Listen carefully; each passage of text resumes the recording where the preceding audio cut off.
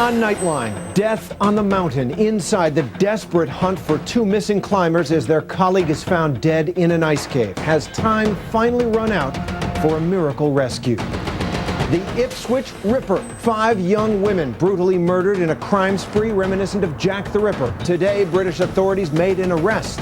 But have they already blown their case? And basket brawl. Pro basketball players are at it again, clearing the benches, throwing punches. But who is really responsible for these men behaving badly?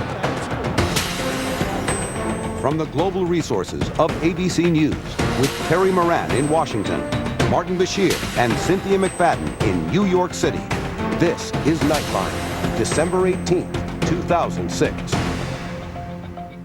Good evening, I'm Terry Moran. Tonight there is a sense of grim resignation around Mount Hood in Oregon. The search for 2 missing climbers, the body of a 3rd climber was found dead over the weekend, is now entering its 2nd week. All along, this heroic rescue effort has been a battle against time, terrain, and winter itself, which can rage on that beautiful but deadly peak with a rare ferocity. Survival up there would be a miracle, but still, they search. ABC's Neil Karlinski has been covering this story since the beginning and joins us now from a staging area for the search operations. Neil? Terry, 2 climbers do remain missing tonight, and officials now say it is nearly certain they will not be found alive. Search teams believe the 2 may have fallen to their deaths, descending a sheer ice wall under winds of more than 100 miles an hour. Today, high atop Mount Hood, on a beautiful day the 3 climbers no doubt would have appreciated, helicopter paraclimbers lifted out a single body found lying inside a snow cave. The climber found in the cave yesterday was my brother. My brother Kelly. The 48-year-old's body was found this weekend after air crews spotted climbing anchors and rope shaped like a Y in the snow. They lowered paraclimbers onto the slopes just below the summit and quickly found one snow cave with some climbing gear inside, but no sign of the lost men. Outside, though, there were tracks which led them to a second snow cave. There was no sign of a cave or anything, nothing you could see from a helicopter, and I just started taking my ice axe and tapping against the rocks and yelling, and I took one tap and it went through a very thin wall of snow. The 2 other climbers are still missing, and the families who have gathered at this command post for days continue their torturous wait. It has all been simply too much to bear. Kelly, Brian, and Nico shared a passion and reverence for climbing, and the bond forged between them will last throughout eternity. We hold out hope today for Brian and Nico's safe return. Trouble on Mount Hood is not new. Tragedy has been a constant visitor. In the last 100 years, over 130 deaths have been recorded, many of them weather-related. But the climbing disaster from May 2002 happened when a single climber lost his footing and fell, causing a chain reaction which sent 9 climbers into a crevasse. 3 of them died from the fall. When the military rescue helicopter sent to retrieve the injured climbers lost control and crashed into the side of Mount Hood, the dramatic pictures were captured live on television. I looked over my left shoulder. The wind direction changed, and I thought, oh my gosh, they're gonna hit the deck, and they did. In May of 1986, the spring weather changed suddenly, and 7 students and 2 teachers from the Oregon Episcopal School froze to death in a snow cave waiting to be rescued. Molly Shula was one of 4 survivors. We couldn't see anything. There was no distinction between the sky and the snow. It was just all one white blur. Nearly 31 years ago, bad weather and a wrong turn was almost a disaster for Randy Knapp and 2 climbing buddies. They survived 13 days in a snow cave they dug into the side of the mountain. Today, he is speaking out, determined to share this message with the waiting families. Never, ever give up hope. They're up there more worried about you than worried about themselves. Towering over the city of Portland in the Pacific Northwest, Mount Hood is Oregon's highest peak, stretching just above 11,000 feet into the clouds. At times, it can seem the perfect postcard. I love seeing the snow cap. That's great. Nothing like that in Ohio. But the mountain has a violent past. Although it hasn't erupted since the late 1700s, Mount Hood is a volcano. According to Native American legend, anger between two competing chiefs caused the mountain to explode. Nick Heil, a correspondent for Outside Magazine, has tried to climb the mountain twice and been defeated both times. Mount Hood can be a deceptively alluring peak, partly because it's located close to a large metropolitan area. There's easy access to the mountain. There's a ski lodge at the base, but it's still a very serious, a very challenging, and as we're seeing now, a potentially very dangerous climb. Kelly James, Brian Hall, and Jerry Nico Cook had climbed some of the world's toughest peaks together and planned to do what's called an alpine ascent of Mount Hood, meaning fast and light. They thought they'd be back in just 48 hours and left this note in their car window detailing their plans in case they ran into trouble. Family members were alerted that something was wrong when Kelly James called home on his cell phone last Sunday. He made the call from a snow cave and was in trouble. He only wanted to speak with his wife and kids. Being a climber's wife, it's kind of the phone call you dread, and you kind of know what you need to do. And so I got on the phone and I just said, "Hey honey, how are you?" He goes, "Hey baby." And so I just finished decorating the Christmas tree. You got to come home and see it. And he said, "I will." And I said, "I love you." He goes, "I love you too." And I said, "Stay warm and stay awake." Tragically for the climbers, last week's weather could not have been worse. For days, whiteout conditions on the higher slopes kept search teams from reaching the highest elevations, where the men were believed to be. With all that's unfolded here this week, committed climbers say being on top of the world is a spiritual experience that is welcomed, despite what can be terrible risks. One thing, that's hard for people to understand who aren't climbers, mountaineering can be a kind of religious experience. As Christians, we find peace that Kelly is with God. Kelly always told us that he felt closest to God when he was on the mountain. That is what drove him to climb. The area where they're looking for the two men is known as the Gullies. It is well known among climbers here as one of the most treacherous, dangerous parts of the mountain that has been the site of many, many climbing deaths throughout the years. Terry? Well, Neil, as they continue this search with resignation, as you point out, have they found any clues in that ice cave where they found Kelly James's body that might tell them what happened to the other two men? They have actually. They have found that Kelly James appears to have suffered a shoulder injury, and perhaps that's why he was left behind. And crucially, they have found a digital still camera on Kelly James. They've begun to look at some of those pictures, and what they show them is that the three climbers were going up Mount Hood in very light gear. They were not prepared. They were wearing day packs. They were not prepared for a long journey, and therefore when they ran into trouble, they may have really compounded that by not having all of the supplies one might hope to have this time of year high up on a mountain like Hood. All right, thanks, Neil. Neil Karlinski for us tonight in Hood River, Oregon. And we'll take a break, and just ahead on Nightline, a killer caught on tape. Police in Britain arrest a man they believe may be the Ipswich Ripper, the serial killer who stalked prostitutes. He told reporters before his arrest he knew the victims. And foul play. The NBA gets ugly again, but this time was the whole melee instigated by the coach. ABC News Nightline, brought to you by Macy's. Macy's last one-day sale of the year this Wednesday. Early morning specials until 1 p.m. 1-carat diamond pendant or bracelet, $99.99. Samsonite 29-inch spinner, $79.99. Electric blender set, $24.99. Perry Ellis suede jacket, $79.99. Half-carat white gold diamond studs, $199. Macy's one-day sale this Wednesday. Preview Tuesday. With love from EDU. If you have a cold and high blood pressure, you should know that decongestants in these cold medicines can raise your blood pressure. So why take them? Take decongestant-free Corsedin HBP. Powerful cold relief that won't raise your blood pressure.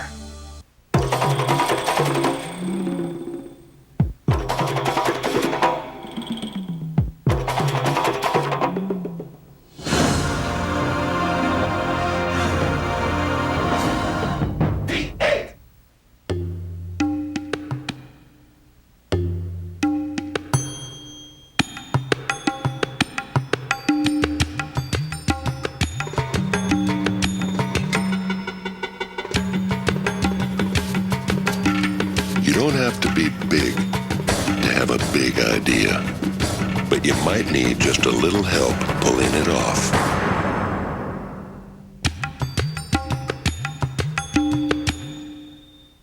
Tonight on Kimmel, Hollywood Boulevard is shut down for a groundbreaking performance by Jay-Z. You ever seen this many people?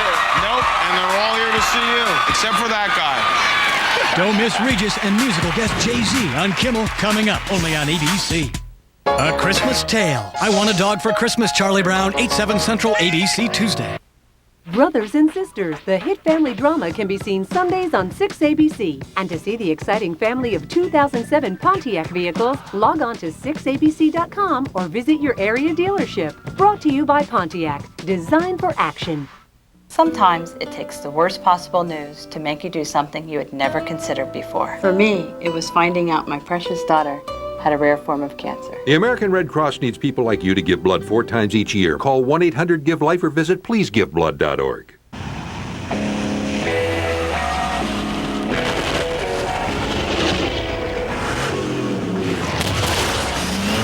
The aerodynamic principles that keep a Saab jet in the air help the Saab 9.5 remain firmly on the ground. Fly home for the holidays in a new Saab 9.5 sedan and get 0% financing for 60 months, plus $3,000 bonus cash on select vehicles during Saab's year-end event. With these prices, you're closer to owning a jet than you think.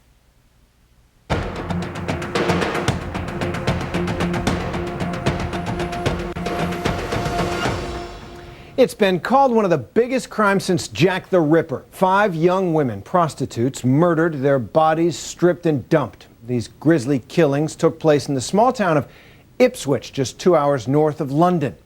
Today, local police have arrested a man who they believe is the killer, a man who's come to be known, inevitably perhaps, as the Ipswich Ripper. And before his arrest, he was giving interviews. Here's ABC's David Wright. Gemma Adams, Tanya Nicol, Annalie Alderton,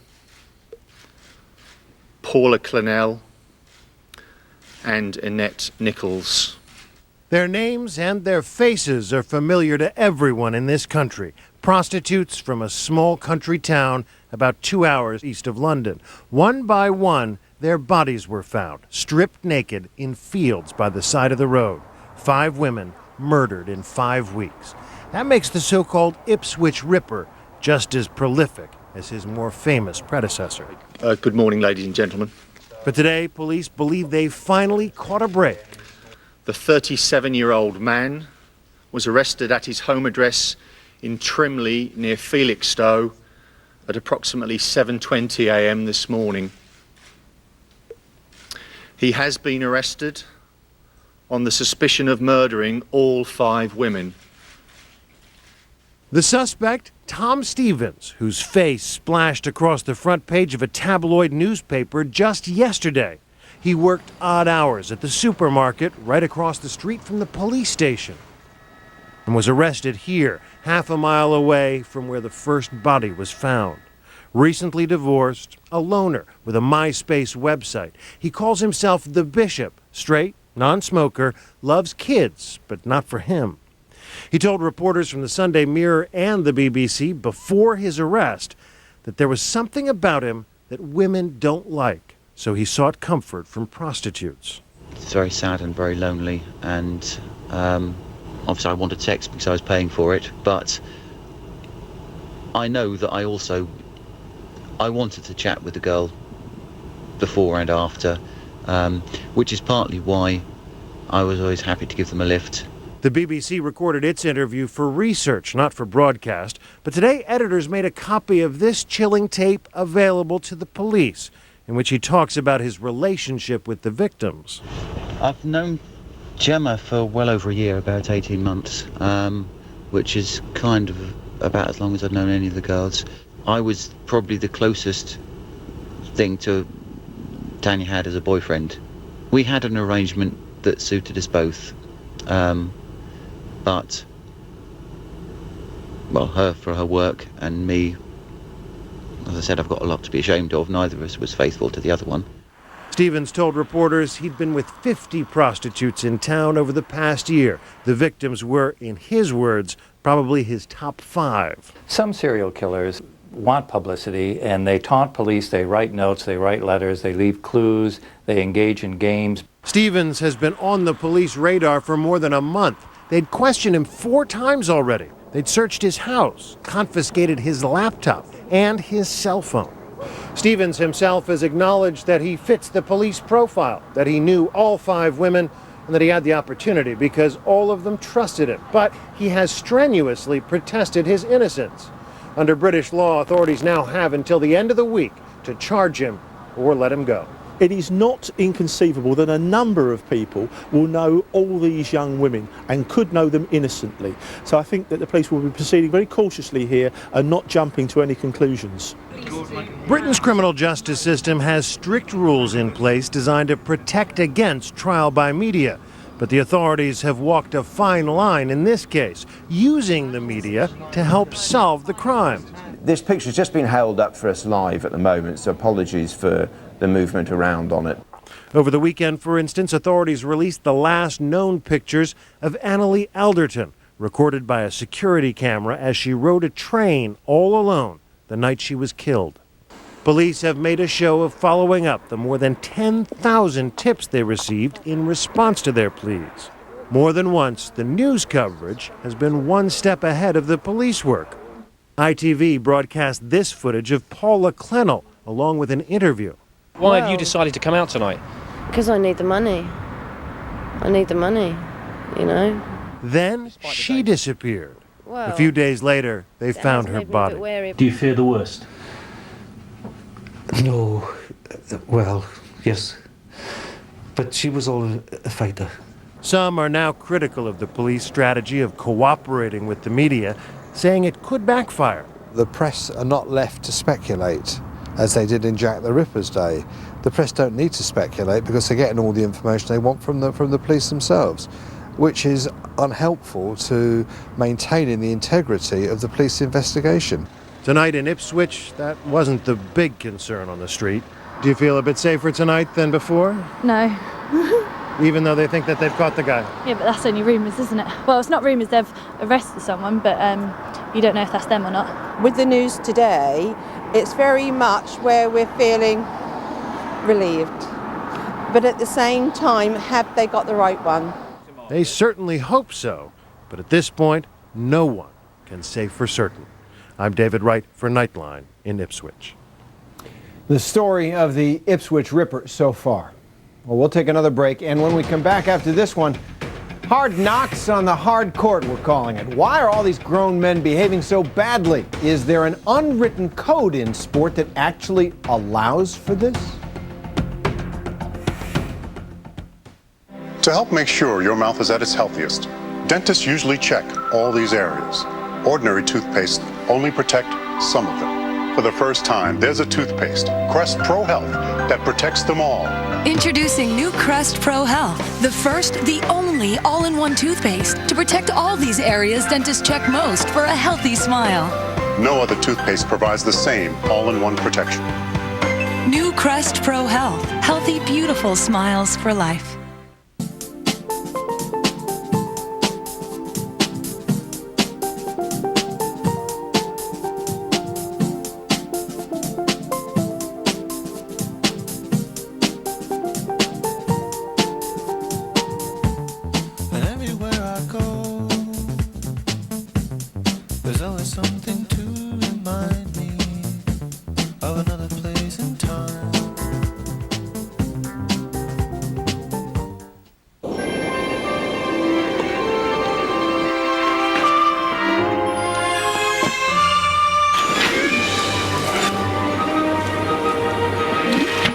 Green bean casserole. Make some holiday magic. Everybody has secrets to tell. My secrets are bigger than others. The Good Shepherd is the best spy movie ever. Newsweek calls it mesmerizing.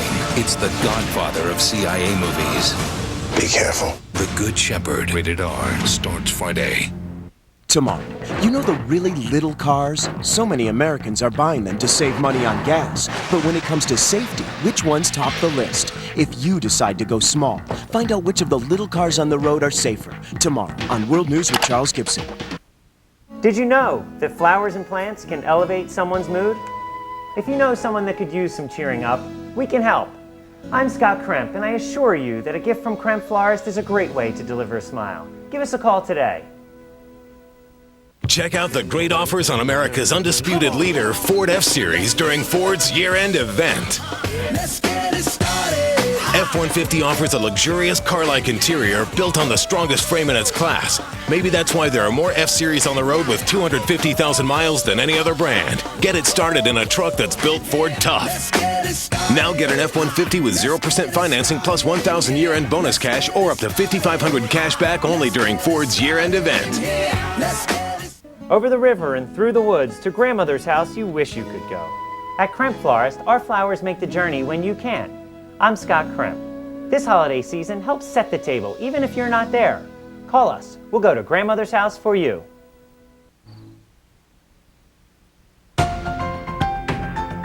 Nightline continues from Washington with Terry Moran. There was a time, believe it or not, when fighting was considered low class by athletes. Well, in this as in so much else, times have changed. We see ugly bench-clearing brawls with depressing regularity these days. The latest, a wild slugfest in a pro basketball game this past weekend. And a lot of people are wondering if the guy who really started it wasn't even in uniform. Here's 3-on-1 the other way. Smith, alley-oop, and Anthony finishes. It was a normal Saturday night in New York. The Knicks were taking another drubbing, this time from the Denver Nuggets, who were winning by 19 points with about a minute left. And then Smith, there's a flagrant 2 foul. He's going to get thrown out of the game. All of a sudden, it was fight night at Madison Square Garden. Wade Robinson throwing a punch. Smith coming right back at him. Benches empty, lots of pushing and shoving and trash talking, and the NBA's leading scorer, Denver's Carmelo Anthony, throws a sucker punch and then scurries backwards. What an ugly scene, another black eye for the game of basketball. And you just wonder what players are thinking, because the players know the rules. It was the worst fight at an NBA game since this infamous 2004 melee in Detroit, which spilled into the crowd. But there was something different about what happened in New York Saturday night. Did the Knicks coach, Isaiah Thomas, a Hall of Fame player himself, instigate it? Watch carefully. This is just before the fight erupted. That's Coach Thomas. He's talking to Denver's Carmelo Anthony. What did he say? Rewind. Read his lips. Hey, don't go to the basket right now. It wouldn't be a good idea. Was that a warning to the other team that his players were coming after them? And Thomas claims he wasn't threatening anyone, just making a polite request that the Nuggets stop running up the score. Well, it wasn't necessarily not go to the basket, but basically don't rub it in. Well, maybe. And, says sports writer John Feinstein, maybe not. He maybe is thinking, what's Carmelo Anthony and 3 other starters doing on the court in a 19-point blowout with a minute left? So maybe all of that congeals in his mind, and it's like, I'll get you. And that's certainly what a lot of people thought. Nevertheless, today the NBA suspended 7 players for a total of 47 games and fined each team $500,000, record punishments. But Isaiah Thomas wasn't even reprimanded. Not enough evidence, the commissioner said. And whether officials want to admit it or not, what Thomas did is part of the game, every game. There's a code in all sports that you do this to me, I have to get even with you. You hard foul me, maybe I hard foul your star player. And it's an unwritten code. It's just understood that you have to back up your teammates. In baseball, that means pitchers are expected to throw at opposing batters if one of their teammates has been hit by a pitch. He wasn't trying to do that. Last summer, Chicago White Sox manager Ozzie Guillen actually balled out pitcher John Garland when he didn't bean a batter in retaliation for a White Sox player getting plunked. Guillen was totally unapologetic. I think it's the kind of thing that players look at their coach and they say, that was good. He was sticking up for us. When someone does something, even if it's dirty, even if it's outside the rules, it can bond a team. And that's often why coaches will do it. In the end, then, what Isaiah Thomas may or may not have told his players to do, which led to this ugly brawl, isn't the point. The point is, as it has always been, doing whatever it takes, whatever it takes. And at this level of competition, it's all's fair in love, war, and professional sports. If you can get away with it. In the sports where there's supposed to be officials in charge, part of the game is to get away with as much as you can. And it's not frowned on in any way. Carmelo Anthony, by the way, has apologized to the fans, his teammates, the guy he sucker punched, and his mom. When we come back, the angst and struggles of adolescence. Here's the stretch. And the feet. They say that in life, there's only room for one great passion. Unless you're really clever. Viagra. Viagra can help guys with all degrees of erectile dysfunction, from mild to severe. Before taking Viagra, make sure you are healthy enough to have sex. Don't take Viagra if you take nitrates for chest pain because it may cause an unsafe drop in blood pressure. Side effects may include headache, flushing, upset stomach, and abnormal vision. To avoid long-term injuries, seek immediate medical help if you experience an erection lasting longer than 4 hours. If you have any sudden decrease in vision, stop taking Viagra and call your doctor right away. Viagra is one of several ED treatments you and your doctor can consider. Ask your doctor if Viagra is right for you. Could the threat of public humiliation scare you into losing weight? What if not losing meant you had to wear a bikini that's too small for all to see? Little small. Little small? So what would be your basic instinct? 212 pounds. Oh my God. Wednesday at 10. Here's the perfect way to get into the holiday spirit. Try a new Honda truck-on for size during Happy Honda Days. From the flexible Element and 8-passenger Pilot to the rugged Ridgeline and the all-new, very cool CR-V. It's a great time to save and make all your truck wishes come true. See your Honda dealer today. They have holiday spirit by the truckload. Happy Honda Days. Lease a Honda Pilot for $299 a month for well-qualified customers. Oh, I turn on the Roomba and it goes do-do-do-do, do-do-do-do-do. I know that it's about to do a great service for me. It is a full-featured Roomba. It gets under the sofa. While it's vacuuming, you can do something else. Over 1 million people have discovered a remarkable new way to vacuum their floors. Try Roomba risk-free for 30 days. This is the ultimate multitasking machine. I love robots. I love robots. I love robots. The iRobot Roomba. And now there's another robot to love. Meet Scuba, the robot that mops.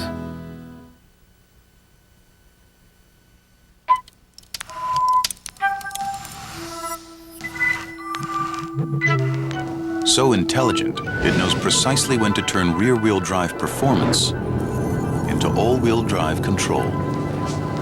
So intuitive, it's beyond machine. The all-new 306 horsepower G from Infiniti. Come see the all-new G, now at the Infiniti Limited Engagement Winter Event.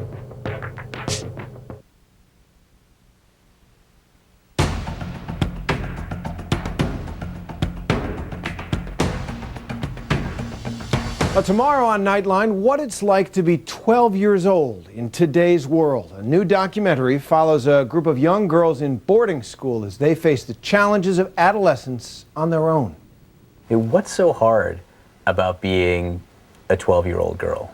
I think any way in which you're different, other girls can make you feel even more different, and you don't know that everyone else is feeling the same thing. So I think most girls, the things they're struggling with, they feel like they're struggling with alone. That's tomorrow night. And that's our report for tonight on Nightline. I'm Terry Moran, for Martin Bashir and Cynthia McFadden, and all of us at ABC News. Good night, America.